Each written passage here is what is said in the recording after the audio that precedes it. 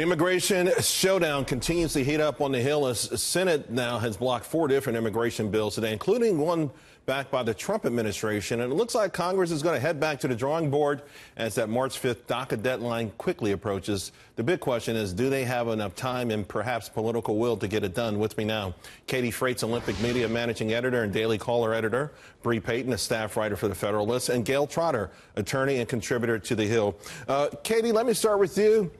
I'm not sure we thought any of those bills would make it through, but certainly President Trump has laid out his 4 pillars, and it's pretty clear what he wants. And I'm always baffled when these Republicans keep joining with Democrats and bringing bills that the president doesn't want. Well, of course, you're right. And look at it this way. Three bills, 4 total today. If that in and of itself wasn't an indication that nothing was going to get passed, I don't know what is. When everyone is playing in their own individual sandboxes, people aren't coming together to build a big sandcastle. They're just hanging out with themselves in a corner and then sticking their heads up and saying, wow, none of the bills passed today? That's so curious. And Charles, actually, sources close to House leadership told me that they didn't expect the Senate to get anything done today. And obviously, it seems that their predictions turned out to be true.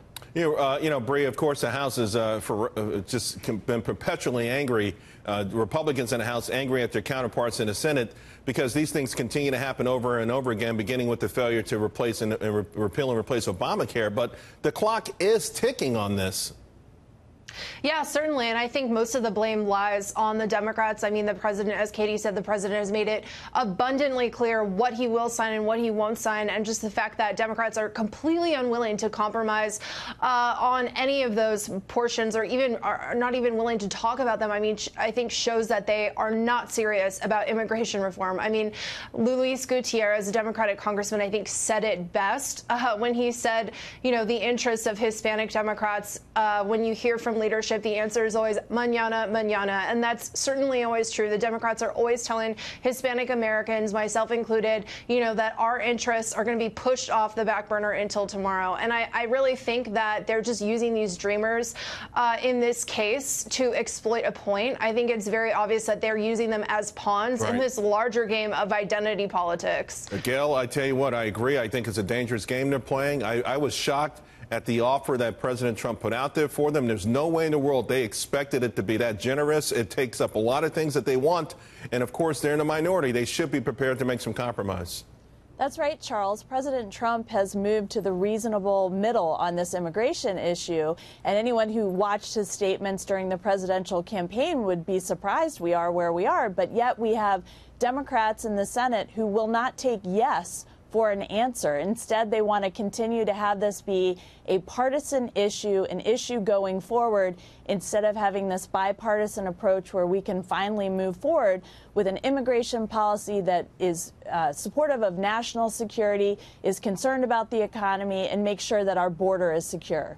Well, Katie, after uproar over that last continuing resolution, they put together a 2-year budget.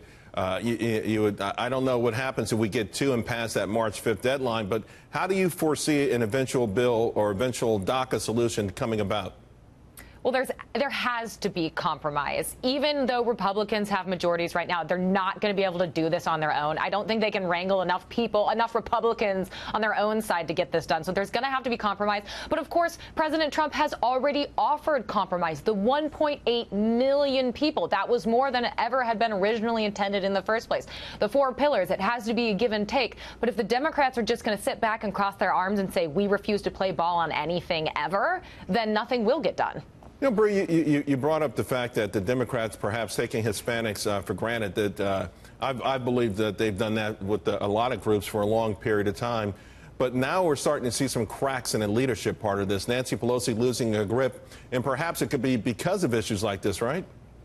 Yeah, I absolutely think that the Democratic Party is fundamentally undergoing an identity crisis. I mean, just last week, Nancy Pelosi took up 8 hours in order to try to stop a spending bill because she said it didn't provide, protections for dreamers. But then after the bill past, despite this long speech that she gave, she told the New York Times that she always intended for the spending bill to pass and that she was never really serious about the Dreamers. I think that's certainly confusing for Hispanic Americans and for Dreamers who were looking at this and saying, I thought that we were a priority to you. Why are you constantly flipping back and forth? And I think it just indicates that her own position within the party is very tenuous at this point. And I think right now Democrats are trying to decide, who do we represent? Are we representing, are we emphasizing, these Dreamers? Are we going to play identity politics? Or at the end of the day, are we going to be the party that gets things done and keeps the government running and, is here to represent legal Americans? I think fundamentally they're at a crossroads, and it'll be interesting to see how they solve it. That's true. Real quick, Gayle, if nothing is done, who does this hurt the most? I mean, it's obviously it's going to be a lot of finger pointing. That's right. Well, it hurts Americans the most because you have the opposing views of completely open borders or completely restrictive immigration. We need to come to a compromise and make sure that we put Americans first and we resolve this issue satisfactorily.